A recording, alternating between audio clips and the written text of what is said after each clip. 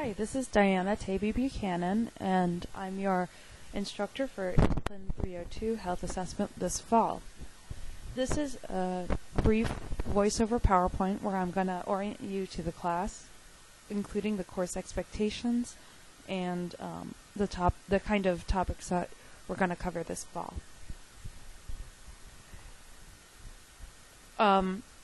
Since this is online, I won't be able to introduce the course faculty, but you'll meet them in labs the second week of class. We'll look over the course syllabi and talk about grading. And then as far as questions go, just drop me an email. Using my UW email is quicker than sending me a message on Canvas. I will answer you reasonably quickly on Canvas, but my UW email, if you want a really quick response, is the fastest way to get me. Don't call my office phone. If you Google or look up the UW directory and you find my office number, I don't check that phone but a couple of times a week, so you really won't get a timely response from me if you call the office phone. Just email me.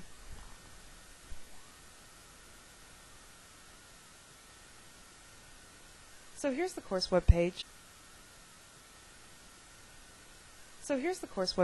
And I'm going to switch the screen view here to show you just what the web page looks like and how it's organized. The web page is in Canvas. You won't have access to this until you're actually registered for the class.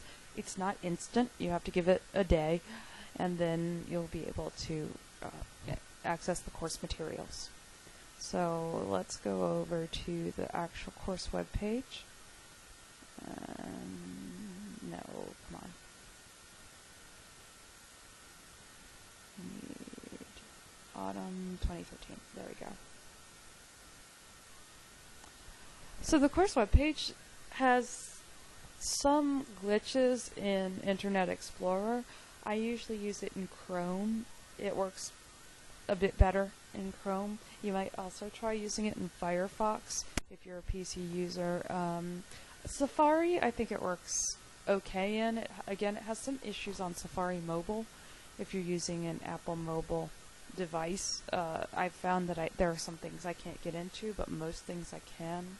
So don't bank on the website working properly on a mobile device. If it's something you got to get done for the next day, make sure you have time to make sure it works on your mobile device or be at a computer. The way the course is organized, I have course information up at the top. I have some lecture assignments. These are things that are due throughout the quarter. I've posted them under each week. So you can see I have the weeks organized below. I've posted them under the week, but I've also put them up at the top of the page so that people have no trouble finding them. The lab assignments are also posted up at the top of the page. And then I've organized the web page week by week. So week 1, and it's chronological. So it'll list labs, Thursday lecture, Friday lecture. Week 2, labs, Thursday lecture, Friday lecture. And I don't have the content under week 2 posted just yet. I'm not going to have all of the content up from the outset. I tweak this class a lot as I go along and improve it and add interactive exercises in the class and stuff like that. So my goal is to have things up at least a week ahead, preferably 2 weeks ahead. So you can go into the course syllabus by clicking here, and I'm not going to go into the course syllabus because we'll talk about that back on the PowerPoint. The course calendar is available to everybody, and this is a Word document. It'll really help you keep organized. At least it helps me. Let's see. So I downloaded it here. Apparently it doesn't want to display properly in Chrome, but you can download it and open it in Word.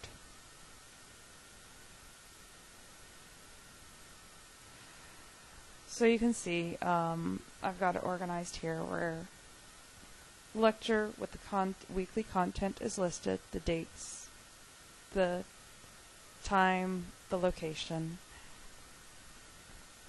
and then the labs. In red, I've noted what's due each week. The chart notes might not actually be due on the same day as lab. It's really up to the instructor when exactly the chart notes are due. Some like to have them due at the end of lab. Some like them due a day or two after lab. It's really up to them. So don't take this with the chart note due being listed on the day of lab. That's not written in stone. Ask your lab instructor. Vital signs checkoffs will be done the third week of class. That's just to make sure that you can do vital signs. Even those who are experienced will have to do this because we want to make sure, it's kind of a quality assurance thing. We want to make sure that everyone is using proper technique. And we also teach a way of doing blood pressure that most people haven't done. We want everybody to be able to do a manual blood pressure, and we teach a technique that uses 2 steps. And most people haven't done that. It's the most accurate way to take a manual pressure, and sometimes you'll need to know it if, for instance, in people with a very high blood pressure, sometimes a machine won't work. So you need to know how to do the manual blood pressure. And some of your clinicals will actually require that you do a manual blood pressure. Then you see there's an interview exercise. That's a lab assignment. That'll go to your lab instructor.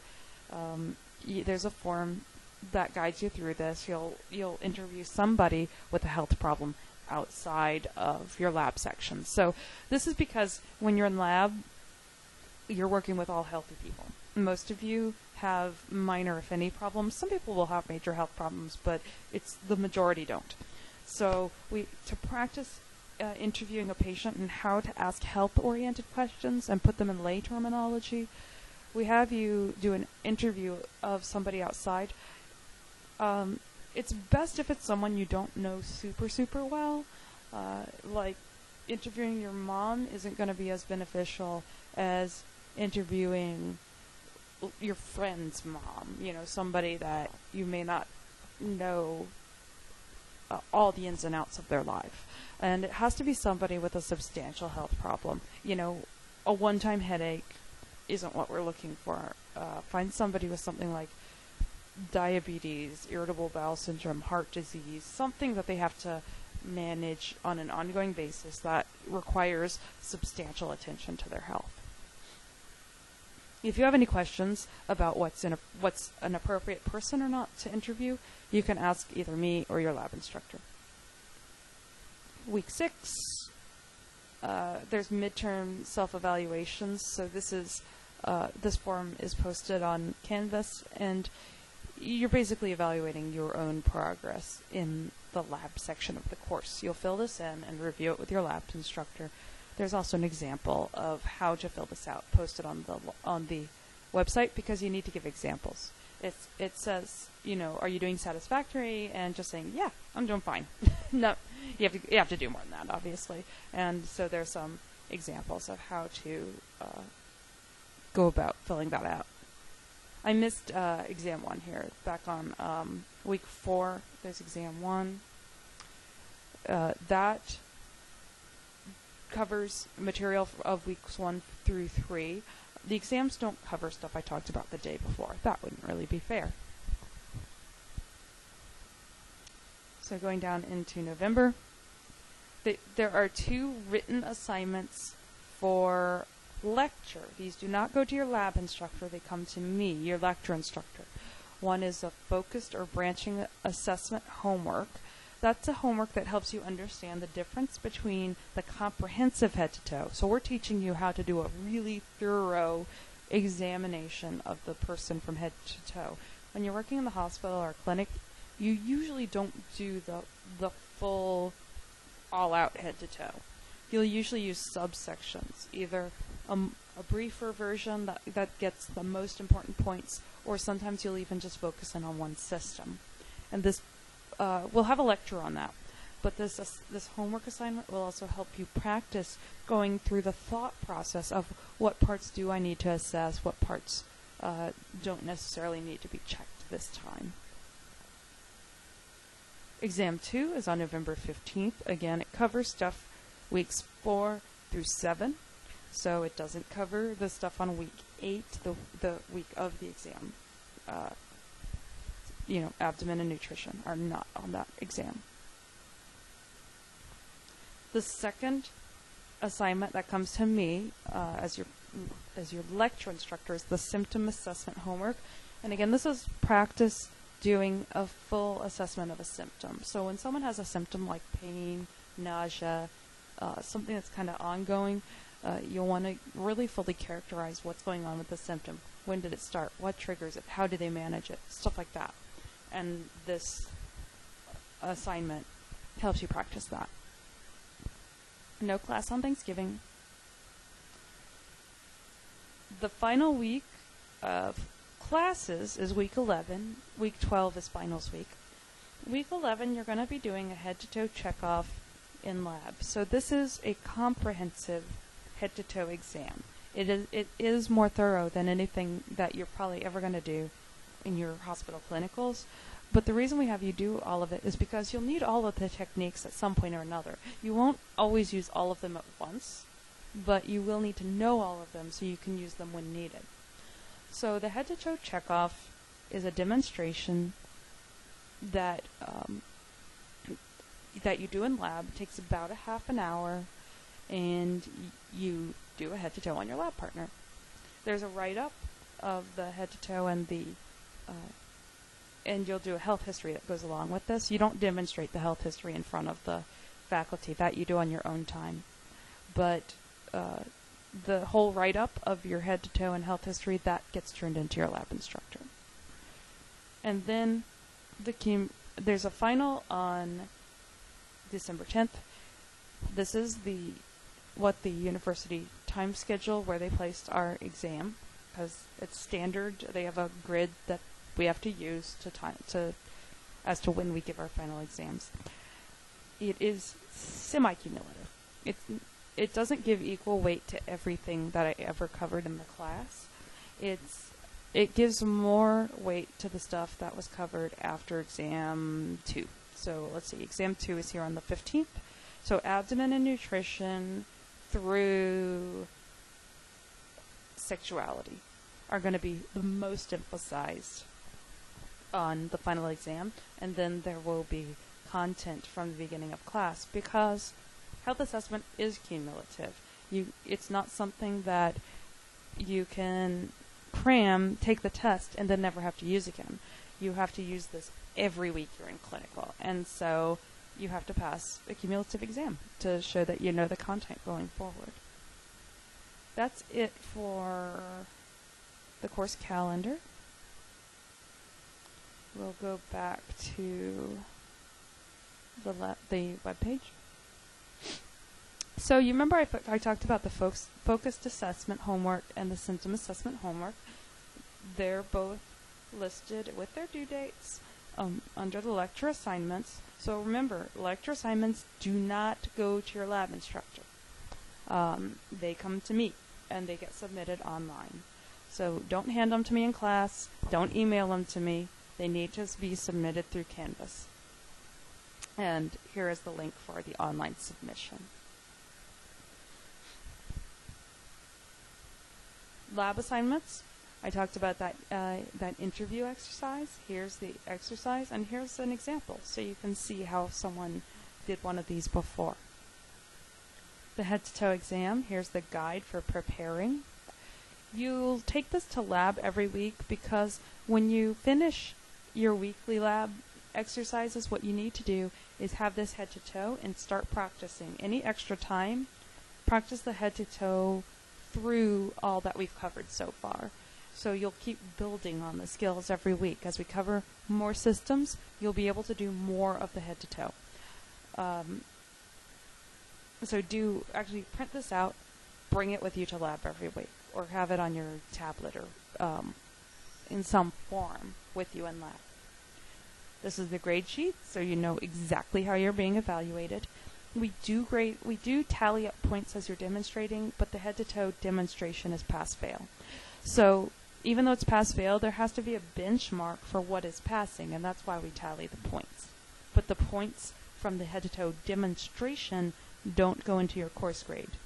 the points from the write-up do. So that causes some confusion every year, and I'll keep repeating that. But the demonstration is pass-fail. The points are only tallied to see if you make the mark for passing. The head-to-toe write-up, along with the health history interview that you do at the end of class with your lab partner, that full write-up is graded. And the grading is listed here. So that's the standard. You can see how we allocate the points for grading that assignment. The health history that you'll do on your lab partner before doing the head-to-toe demonstration is also listed here. This is the form for doing the health history and for writing up all of your results. And then we get into the weekly content. Labs will actually have a lab guide. It has your readings and then some extra materials that you might need to use in lab.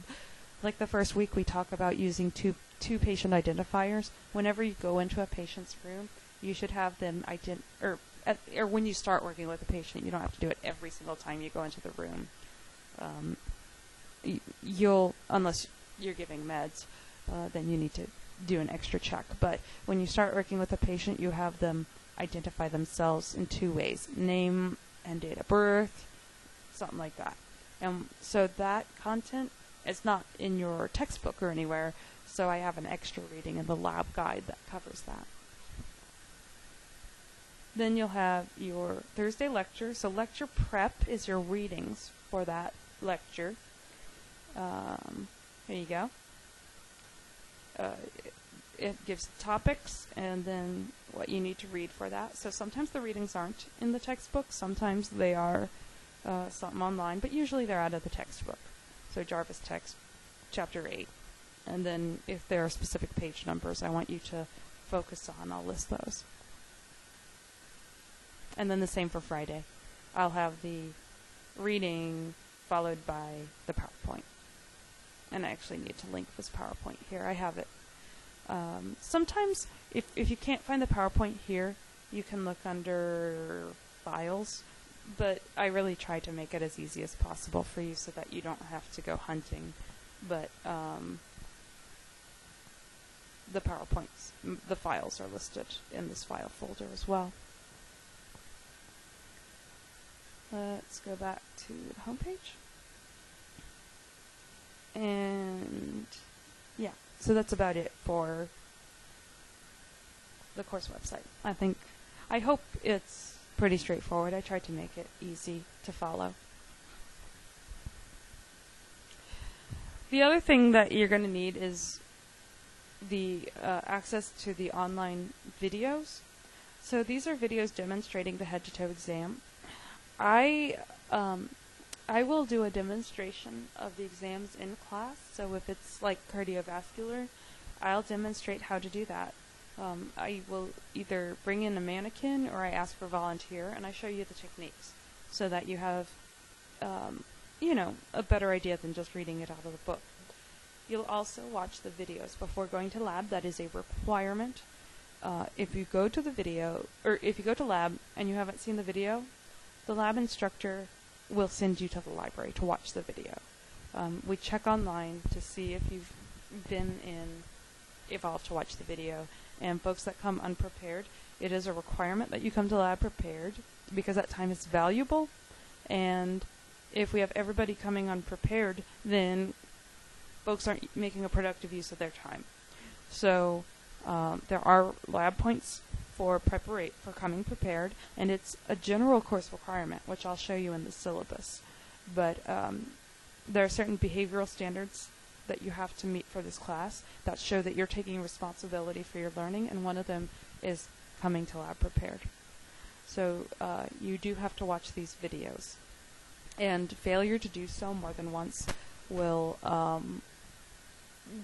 have to end up having a conference with either your lab instructor or me about that, and making a learning contract to on how you can meet the standards for the class. So it is really serious to come to the lab having done your preparation. You go into Evolve. It's evolve.elsevier.com.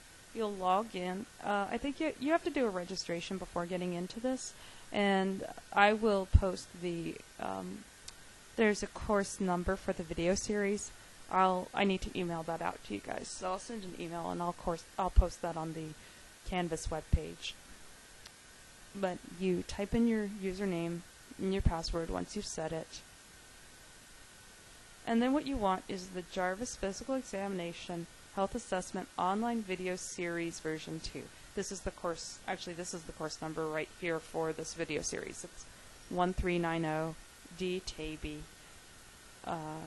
0001 with the underscores. So you'll need to type it in just like that. You don't need the online course or the online resources. The online course is extra money, and I didn't find it to be worthwhile for students. But the videos are actually very helpful, so you need to get that.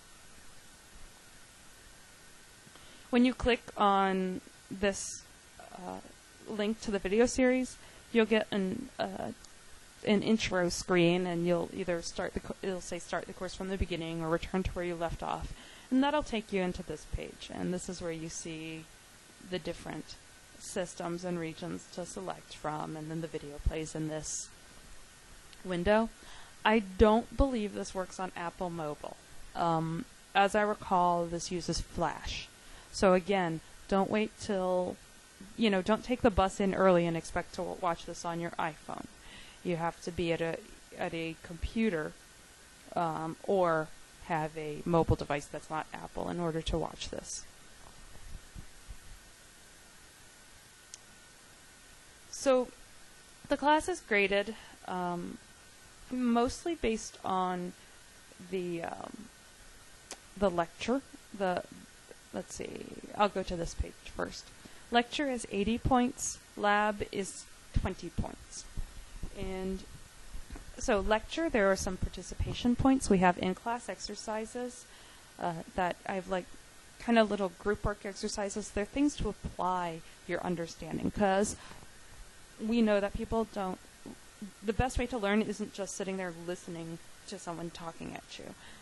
The best way is to do guided application, and I try to do a good bit of that in this class. So the participation does have points allocated to it. You can drop one of the participation activities, so I don't tell you when they're going to happen. They're just a matter of coming to class, being ready to participate, and you just get points for doing them or not. I don't grade how well you did them, unless don't come and just sign your name and expect to get credit. That's a no credit. You have to actually put forth some effort, but if you've given it a try, then I don't grade the content. And then one of those can be dropped so that it doesn't go into the participation grade. So if you needed to miss one class that we happen to have a participation exercise, that's fine. Homework assignments are the two assignments I already talked about, the focus assessment and the symptom assessment assignments. And then this says 2 exams and then lists 3, so obviously there are 3 exams. 2 throughout the quarter, and then the final exam that is semi-cumulative. To pass the grade, to pass the class, you have to get an average of a 75% in the entire class, which isn't that hard to do because the lab points are not that hard to get, and that draws everybody's grade up a good bit. You have to earn a 75% or higher on the comprehensive final exam. And as I explained, the reason for that is because this is an applied profession. You have to know how to do a health assessment. And if you can't pass the final health assessment exam, we have no confidence that we're sending you forward in nursing school knowing how to do the nursing skills you need. So 70% isn't that high a benchmark to require, but it is a certain bar that you have to pass to move forward. And then you have to pass the laboratory component, the mandatory checkoffs. So the vital signs, you have to be able to show that you can do the vital signs. There are no, there's no limit on how many times you can go and do that checkoff, but if you've done it more than, say, 2 times and are still not passing, again, that will have us concerned, and we'll have to have a meeting and talk about that. But I actually haven't had that happen yet. I have had people have to repeat it, but within a couple of tries, everybody has passed it so far. And then you have to pass the head-to-toe exam. You have 2 chances to pass that. It's pretty common that we have people, maybe 2 people will have to repeat it. The vast majority don't. The whole key to doing the head-to-toe exam in a satisfactory manner is to practice. Do it over and over and over and over throughout the quarter, and you'll be fine. The lab grade, like I said, you have to come prepared. Watch the videos before labs. Come in scrubs. You have to be in scrubs anytime you are in the lab. Full scrubs. Not a scrub top and jeans. Not, I'm just going to stop by and do a couple of things in my street clothes. You have to be in scrubs in the lab. It's treated as a clinical setting. And then you have to be fully participating in the lab. So no showing up and not jumping in and participating. The lab write-ups. So each week you'll practice doing a write-up of the system or regional exam. These are 1 point each. They're worth some credit, but they're mainly practice. They're to help you understand how nursing documentation works. Even though when you go into the hospital, a lot of the documentation is electronic nowadays, but you still have to understand the language. And so even though having you do these write-ups is kind of archaic, it's having you go through the process of putting your thoughts together and writing them down and using the health medical language it's the best way to learn how to use this language and to understand the language. So no, it's not exactly the way you'll do it in the hospital, but the intent is for it to be a learning exercise and help you master reporting your findings in a professional manner. Then there's the interview exercise. We already talked about that. There's an example of the write-up. The comprehensive health history and physical exam write-up is 8 points. The vital signs checkoff is pass-fail. So, I'm sorry, the head-to-toe checkoff is pass-fail. Actually, both the vital signs and head-to-toe checkoffs are pass-fail. But then the write-up of your health history and physical exam, which I've said plenty of times, that is graded. The demonstration is pass-fail. It's your responsibility to get your work in on time. Any late work that is unexcused ahead of time automatically has 10% of the grade deducted per day. No late work accepted. Actually, I'm not sure that's consistent with the syllabus. I'll have to check if it's 3 days or 5. But basically, once your grade reaches a failing grade because it's so late, then your work is not accepted. If you know ahead of time that there's something major going on and you're not going to be able to get your work in on time, talk to us sooner rather than later. We aren't super liberal about letting people turn in stuff late, but we also are human. We know that stuff happens, and there are always urgent situations that we can't anticipate. So please, please, please, just keep in communication with us. Talk to us. If there's anything that affects your learning needs that comes up throughout the quarter, we're here to help you. So talk to your lab instructor, talk to me. The sooner you communicate, the better. Academic honesty is an expectation. We have had issues with plagiarism in this school, and students don't always understand what plagiarism is. Using any information that's somebody else's idea that you don't cite is plagiarism. And this has become especially difficult with online content that can be so easily copied, that what we find is that people don't mean to do it maliciously, but they do in fact commit plagiarism. So they'll take ideas and they'll be putting stuff together, and then they just don't go back and cite it, and you can't do that. that's the kind of thing that can get you in serious trouble. So, so the consequences of plagiarism or cheating really depend on the seriousness. It depends on whether it was intentional, or whether it was a misunderstanding of plagiarism policy or what is plagiarism. We work with you, and the consequences depend on how serious it is. For intentional cases of plagiarism, we may very well issue a 0 for the assignment.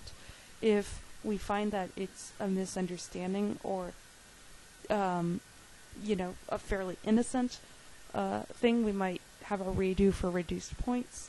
It really depends, but do be aware that plagiarism is serious, whether it's intentional or unintentional, and you have to take responsibility for crediting work that was not your idea. And so I think where a lot of students get confused on this is when they do their clinical prep worksheets, we don't have a strict standard of citing work on the clinical preparation worksheets. So you'll do weekly preparation for your clinical classes, and you'll write down information on drugs and health conditions and stuff like that. I strongly recommend you don't even have to use strict APA format. Just write down where you got that idea from. Where did you get the information from? Because when you get in the habit of not citing information, then it's really easy to slip up and accidentally plagiarize. So read the School of Nursing's policies on things like this, like academic honesty. I'm not sure if I linked that in the course syllabus, but if I didn't, I'll post it on the course website. Here's my grade scheme. Excuse me. And I'll explain this because I always get questions about this grade scheme. 99 to 100% is a 4.0. 97 to 98 is a 3.9. And then so forth down to 3.6. So the grade is a little compressed up between 3.6 and 4.0. So 90 to 100 is 3.5 to 4.0.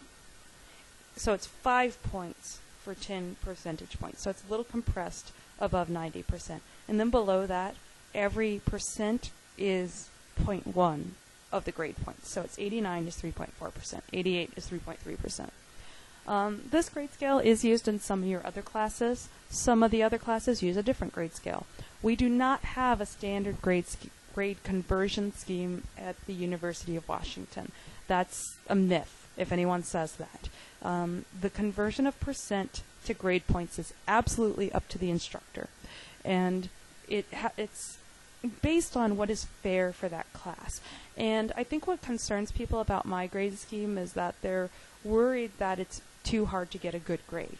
It is not. People score really well in health assessment. We tend to have, I actually tend to have too many high grades in this class. So don't be worried that this grade scale makes it impossible to do well. It really, really doesn't. And every year I have several 4.0s, so it doesn't make it impossible to get a 4.0 either. So that's all I'm going to say about the grade scale. It's an appropriate grade scale for this course. The grades end up distributed over a range that I feel fairly represents students' achievement, and we have plenty of students that do very well in this course. So that is why I use this particular conversion scheme. And like I said, it is used in some of the other School of Nursing courses. Some courses will use a different one. So it's up to the instructor, and it's their responsibility to post it either in their syllabus or on their course website. You have the right to know how your grade percent is converted to a grade point. That's all for my PowerPoint, but I'm going to go back to the course website and just see if I missed anything in the syllabus. So we'll go into the course syllabus. Yeah, here I was just telling you that this works better in Chrome, and it doesn't seem to, but you can certainly download. Technology, it's really hard to know what technology is going to work best in what browser, so just try different browsers. I have office hours on Fridays right after lecture. Otherwise, by appointment. I find that most people don't come to office hours. They usually make appointments. Here are the lab instructors for the different sections. They're listed here. And all of these instructors have taught this course before, so we're really lucky to have a really experienced group working with us. Read the course description and course objectives. Read the course requirements. That's your responsibility to walk through these things. Here's the policy for grading and at the UW, and you can see that shows how a letter grade converts to a grade point. So like an A is a 4, but it doesn't show the percentage conversion. So again, that's up to the instructor. I covered this part where it says obtaining a grade of 2.0 to 4.0, you have to meet these standards, but also part B here, you have to demonstrate certain behaviors like professional behavior, application of the nursing process, seeking validation and guidance from the instructor. If we have any concern that a student isn't really meeting these behavioral standards, then we will have a meeting with you. And again, we'll set basically a learning contract, or a warn card is how you might also hear that referred to. It's a documentation that we are concerned about your progress in the course, and then we actually document exactly what you need to do to meet the standard of passing the course. And then a sub-passing grade is, again, if you don't do the things above. So it's pretty straightforward. The syllabus shows how the grades are broken down in this table, and we already talked about all that. No late work, yeah. So no late work will be submitted will be accepted after 3 days. So at that point, it's a 0. Here's some detailed information on the exams. If you need accommodations, you have to get that from the University of Washington's, let's see, it's, here we go, Disability Services Office. So we can't give people extra time unless they have a documented need for it. Because if we offer something to one student, we have to offer it to everybody. So what I have planned for these exams in terms of the time that's available and the number of questions on the exam is what is reasonable and has worked in the past. If someone needs special accommodations, we don't have the class time or the space to offer that to everybody. So you have to have documentation that it is needed. And if you have documentation, we are absolutely happy to offer you whatever it is you need. Because again, we're here to help your learning needs, but it's your responsibility to have your needs appropriately documented. Another thing about the exams that I mentioned here on page 4, if students have the right to ask about exam questions, they have the right to question if they think another answer is correct, but the way you have to do this for my class is to submit it by email. I find that too many conversations about a test question just get kind of into power battles. In a number of classes, I've seen this happen with a number of instructors, where it just kind of turns into a little argument. And so, just to circumvent we work hard on our exams, so it's difficult to respond when we're put on the spot. So to circumvent potential problems with that, you've got to submit any contested questions to be in writing and with rationale cited from the course materials. I will fully admit that not all of my questions are perfect. My exams are pretty good, but hey, I make mistakes too. So I'm willing, I invite you to ask about anything that you have questions about, but don't catch me after class or come to office hours and do it. I'm going to tell you, go back and submit it in writing. And then if our conversation over email, after we address it in email, we can meet and talk further, but the initial question has to be done in writing. Here's the grade scheme in my syllabus. that I talked about. That was in the PowerPoint as well. The course materials listed here. As I mentioned in my emails, I only provide support for materials bought through UW Bookstore, because it's just been a disaster when students were buying stuff from all over used bookstores, and I had no idea where things were coming from, what they were getting access codes to. There's nothing I can do about that. And so if you want to go that route, you're grown up. You're all adult learners.